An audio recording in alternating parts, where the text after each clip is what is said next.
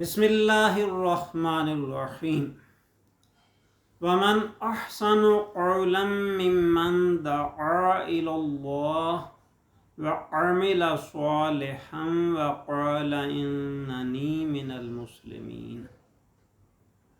اور اس سے اچھی بات کس کی ہو سکتی ہے جو اللہ تعالی کی طرف بلائے، نیک اعمال کرے اور کہے کہ بے شک میں اللہ تعالی اور اس کے رسول صلی اللہ علیہ وآلہ وسلم کے فرما برداروں میں سے ہوں۔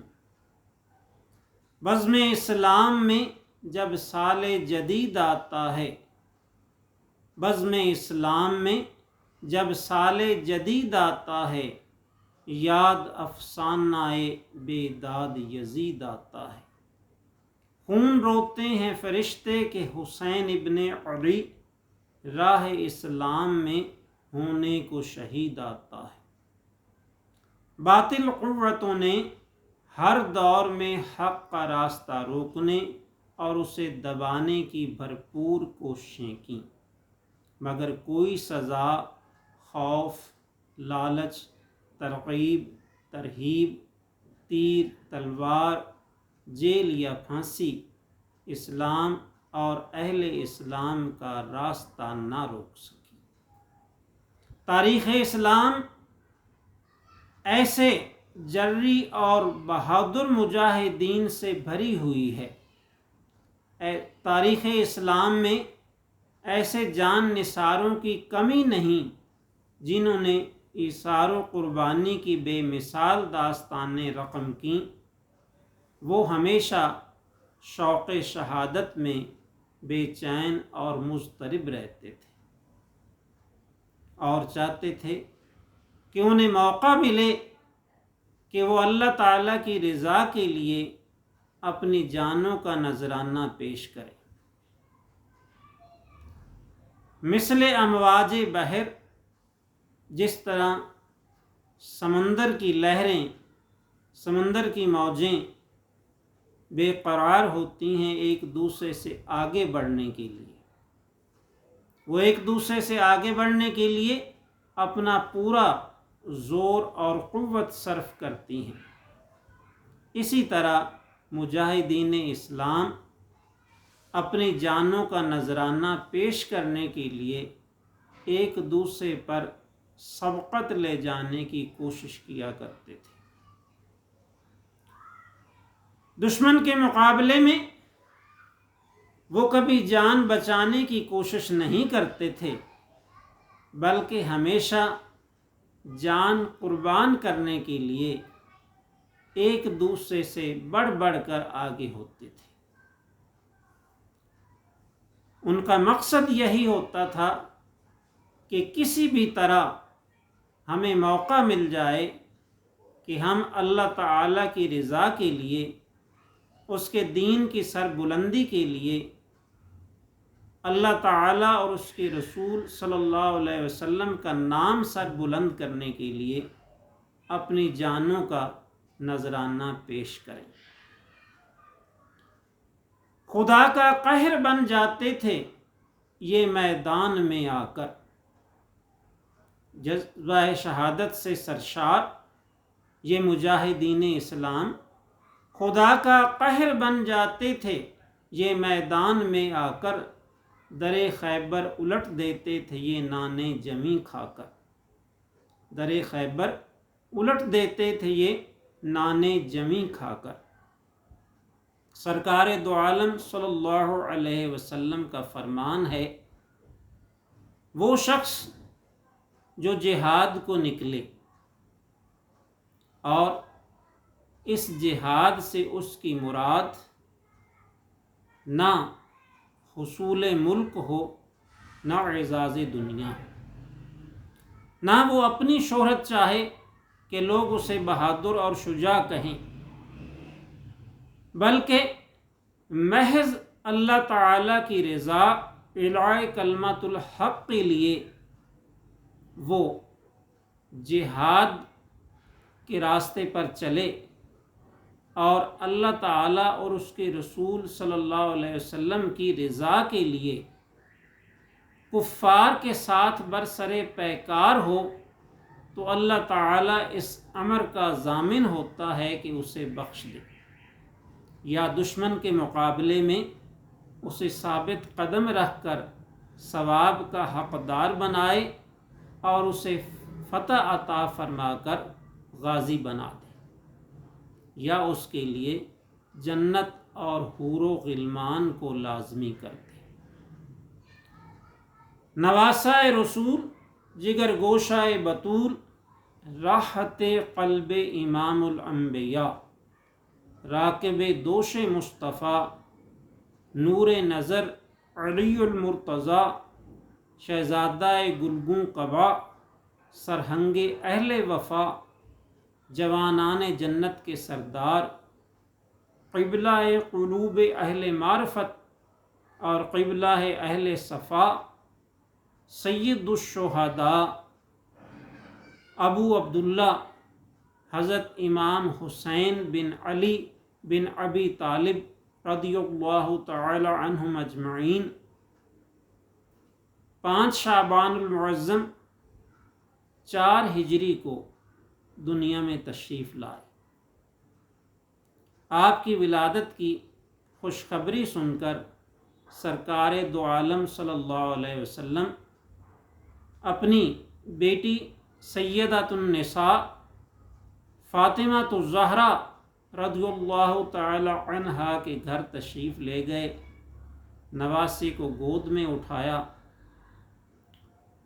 اور ان کے دائیں کان میں اذان اور بائیں کان میں اقامت کہی۔ 7ویں دن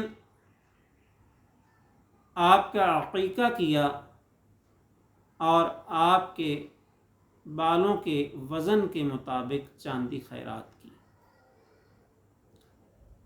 آپ صلی اللہ علیہ وسلم کو اپنے اس نواسے سے غایت درجہ کی محبت تھی، اتنی زیادہ محبت کہ آپ انہیں اکثر اپنا فرزند، اپنا بیٹا فرمایا کرتے تھے۔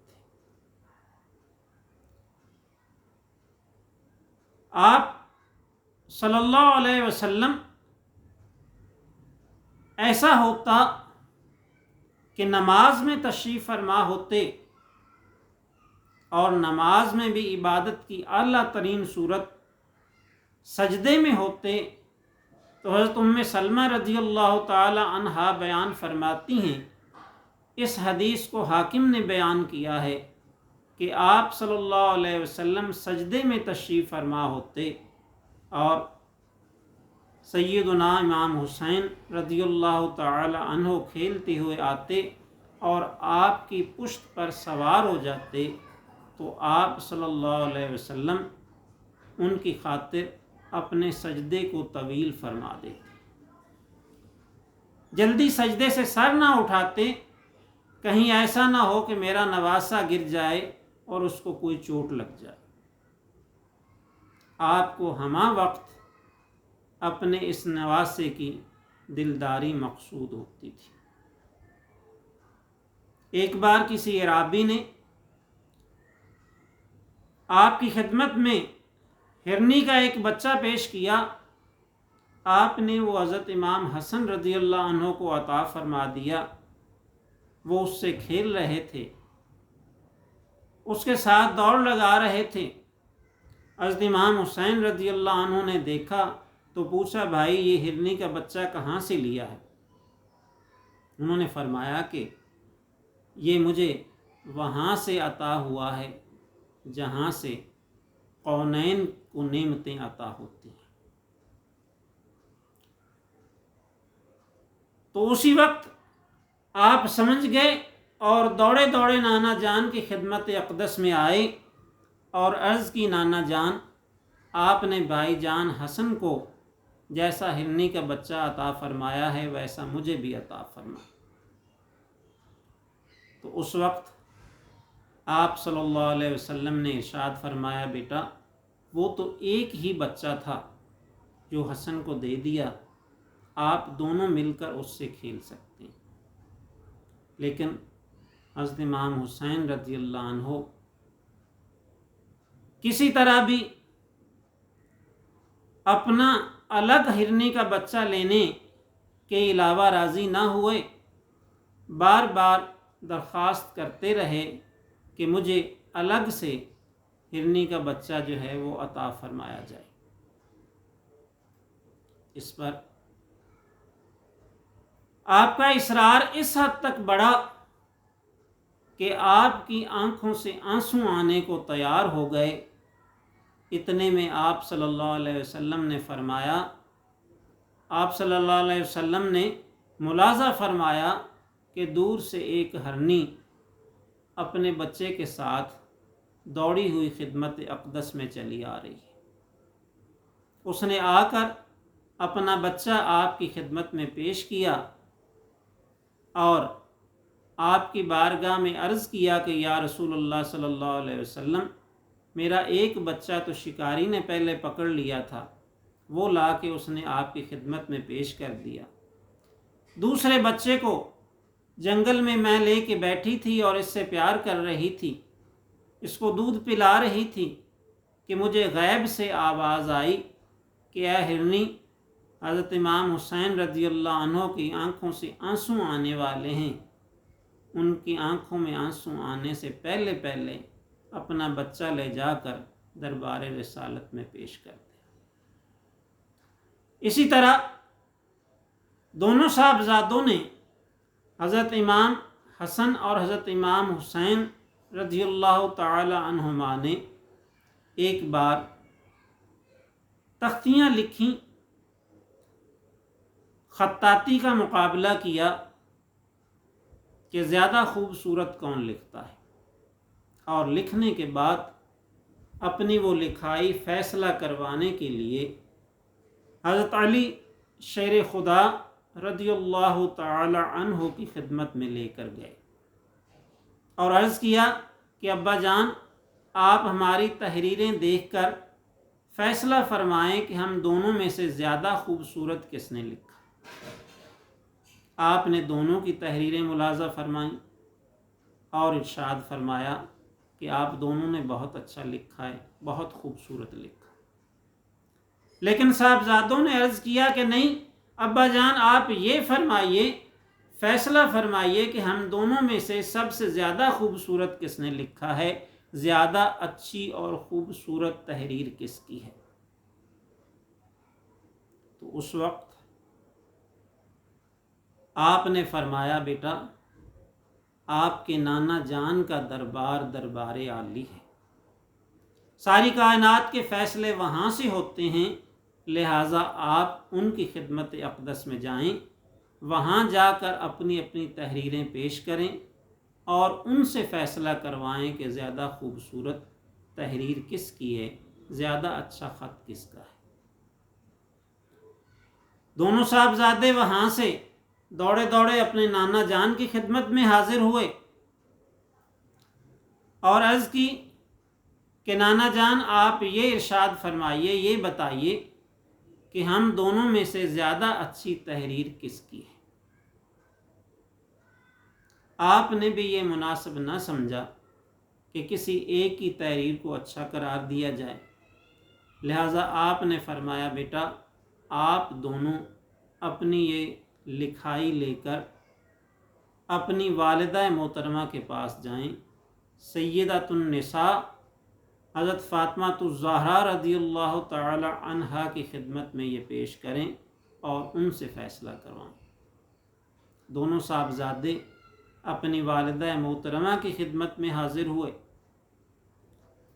اور ان سے اپنی تحریروں کا فیصلہ کروانا چاہا، تو آپ نے فرمایا، بیٹا، اس طرح تو میں فیصلہ نہیں کر سکتی، کیونکہ جس کا فیصلہ علی المرتضیٰ کرم اللہ تعالی وجہ الکریم نے نہیں کیا، جس کا فیصلہ محمد مصطفیٰ صلی اللہ علیہ وسلم نے نہیں کیا، تو میں اس کا فیصلہ ایسے تو نہیں کر سکتی۔ البتہ میرے پاس 7 موتی ہیں، وہ موتی میں آپ دونوں کے سروں سے وار کر زمین پر پھینکتی ہوں، آپ دونوں وہ موتی اٹھائیں اور جو زیادہ موتی اٹھا کے زیادہ موتی چن کے لائے گا اس کی تحریر زیادہ اچھی ہوگی۔ چنانچہ انہوں نے 7 موتی لے کر دونوں کے سروں پر نثار کیے اور دونوں صاحبزادے موتی اٹھانے کے لیے دوڑے۔ 3 موتی حضرت امام حسن رضی اللہ تعالی عنہ نے اٹھا لیے، 3 موتی حضرت امام حسین رضی اللہ عنہ نے اٹھا لیے۔ اب 1 موتی باقی ہے۔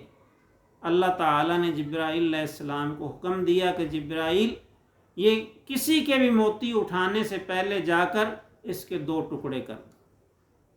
تو جبرائیل علیہ السلام آئے اور اس موتی کے 2 ٹکڑے کر دیے، دونوں صاحبزادوں نے آدھا آدھا موتی اٹھا لیا۔ تو یہ وہ عظیم ہستیاں ہیں جن کی ناز برداریاں بارگاہ مصطفیٰ میں بھی ہیں اور بارگاہ خدا میں بھی ہیں۔ آپ کے مناقب اور فضائل بہت ہیں۔ آپ کے بچپن میں سرکار دو عالم صلی اللہ علیہ وسلم عید کی نماز پڑھنے کے لیے تشریف لے جا رہے تھے اور ساتھ حضرت امام حسین رضی اللہ عنہ ان کو بھی لے کر جا رہے تھے۔ تو انہوں نے عرض کیا، نانا جان سب لوگ سواریوں پر بیٹھ کر عیدگاہ کی طرف جا رہے ہیں، لہٰذا میں بھی سواری پر بیٹھ کر جاؤں گا۔ آپ نے فرمایا اس وقت تو کوئی سواری موجود نہیں ہے، لیکن انہوں نے عرض کیا کہ نانا جان میں تو ضرور سواری پر بیٹھوں گا۔ تو آپ نے فرمایا اچھا اس وقت کوئی سواری تو نہیں ہے، تم میرے کندھوں پر سوار ہو جاؤ۔ آپ نے نواسے کو اپنے مبارک کندھوں پر بٹھا لیا۔ انہوں نے کہا، عرض کیا نانا جان سب لوگ اپنی سواری کی لگام پکڑتے ہیں، میں کیا پکڑوں؟ تو آپ نے فرمایا زلف میری تھام لو گر تجھے چاہیے لگام، زلف میری تھام لو گر تجھے چاہیے لگام، اس طرف مڑ جاؤں گا میں جس طرف موڑو گے تم۔ تو ایسی شان سے آپ تشریف لے جا رہے ہیں۔ راستے میں سیدنا عمر بن خطاب رضی اللہ تعالی عنہ ملتے ہیں تو وہ دیکھ کر عرض کرتے ہیں کہ نعم المرکب، سواری کتنی خوبصورت ہے۔ تو آپ فرماتے ہیں کہ عمر نعم الراکب، یہ بھی دیکھ کہ سوار کتنا خوبصورت ہے۔ آپ صلی اللہ علیہ وسلم ایک بار ترمذی شریف میں یہ حدیث پاک ہے، شمائل ترمذی میں اس کو روایت کیا گیا ہے کہ حضرت امام حسین رضی اللہ عنہ کو آپ صلی اللہ علیہ وسلم نے ہاتھ پکڑ کر اٹھایا، اس طرح کہ ان کے قدم اپنے قدموں پر رکھے، پھر ان سے فرمایا کہ اوپر چڑھو، پھر وہ اوپر چڑھتے ہوئے گھٹنوں تک آئے، پھر اور اوپر چڑھتے ہوئے آپ کے سینہ مبارک تک آئے۔ تو اس وقت آپ صلی اللہ علیہ وسلم نے فرمایا اپنا منہ کھولو۔ انہوں نے اپنا منہ کھولا تو آپ نے ان کا بوسہ لیا، اپنی زبان اقدس ان کے منہ میں ڈالی اور دعا کی کہ یا اللہ میں حسین سے محبت کرتا ہوں، تو بھی اس سے محبت کر۔ یا اللہ جو حسین سے محبت کرے تو اس سے بھی محبت کر۔ تو یہ وہ ہستی ہیں جن کے ساتھ اللہ کے رسول صلی اللہ علیہ وسلم کو بے حد محبت تھی۔ ان کے ساتھ آپ انتہائی شفقت سے پیش آیا کرتے تھے۔ ان کا دل دکھانا کسی طرح آپ کو گوارا نہ تھا، لیکن اسلام کی خاطر، حق کی خاطر انہوں نے وہ ظلم و ستم اٹھائے، ہر طرح کی تکالیف برداشت کی، پیاس کی شدت برداشت کی، بھوکے رہے اور اپنی آنکھوں کے سامنے اپنے تمام ساتھیوں کو شہید ہوتے دیکھا، بڑی ثابت قدمی سے ان کی لاشیں اٹھا کر لاتے رہے، آپ کے پائے اسبات میں لغزش نہیں آئی، اور آخر میں آپ نے اپنی جان کا نذرانہ بھی پیش کیا۔ تو یہ وہ خون چکا داستان ہے جس کی مثال تاریخ عالم میں نہیں ملتی۔ آپ نے ایسی عظیم قربانی پیش کی جس قربانی کی کوئی مثال نہیں ملتی۔ آپ کی داستان ایسی غم سے بھری ہے، ایسے درد و الم اور مصائب کا آپ کو سامنا کرنا پڑا کہ یہ صرف آپ ہی کی ذات اقدس ہے کہ جنہوں نے ہر طرح کا ستم برداشت کیا، ہر ظلم برداشت کیا، لیکن راہ حق پر پوری مضبوطی کے ساتھ قائم رہے، جمے رہے۔ آپ رضی اللہ عنہ نے جو مصائب برداشت کیے، ان کا برداشت کرنا کسی اور کے لیے تو ممکن کیا ہوگا، کوئی اور ان مصائب و آلام کو سننے کا حوصلہ بھی نہیں رکھتا۔ ان تمام مصائب و آلام کا جب ذکر کیا جاتا ہے، جب آپ پر آنے والی مصائب اور تکالیف کا ذکر کیا جاتا ہے، تو اس وقت جگر پانی ہو کر آنکھوں سے بہنے لگ جاتا ہے، اپنے آپ پر اختیار نہیں رہتا، انسان بے حال ہو جاتا ہے۔ اس لیے سننے والوں سے یہ عرض کرنا پڑتا ہے، کلیجہ تھام لو اب داستان غم بیاں ہوگی۔ یہ وہ داستان ہے جس کے سننے سے پہلے بھی سننے والوں کو اپنا کلیجہ تھام کر بیٹھنا پڑتا ہے۔ کلیجہ تھام لو اب داستان غم بیاں ہوگی، در و دیوار کے لب پر بھی فریاد و فغاں ہوگی۔ آپ رضی اللہ عنہ جب شہید ہوئے تو کائنات کی ہر چیز نے آنسو بہائے۔ آپ کی شہادت کے بعد اندھیرا چھا گیا اور تقریباً 7 دن تک دن کو ستارے نظر آتے رہے۔ زمین و آسمان کی ہر چیز سرخی مائل نظر آتی تھی۔ کسی جگہ اگر کوئی پتھر پڑا تھا، اس پتھر کو ہٹایا جاتا تو اس کو نیچے سے خون جاری ہو جاتا تھا۔ اگر کسی درخت کا کوئی پتا یا شاخ توڑی جاتی تھی تو اس میں سے خون بہنے لگ جاتا تھا۔ اسی طرح کسی دیوار میں اگر کوئی کیل وغیرہ گڑا ہوا تھا، اس کیل کو نکالتے تھے تو وہاں سے خون بہنا شروع ہو جاتا تھا۔ کلیجہ تھام لو اب داستان غم بیاں ہوگی، در و دیوار کے لب پر بھی فریاد و فغاں ہوگی۔ بیاں ہوگا کہ شمشیر ستم کیسے سنبھلتی ہے، بیاں ہوگا کہ تقدیر امم کیسے بدلتی ہے۔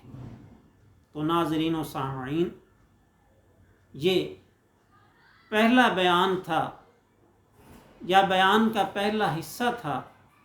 انشاءاللہ اس کے دوسرے حصے وقتاً فوقتاً آپ کی خدمت میں پیش کیے جاتے رہیں گے۔ وما علینا الا البلاغ۔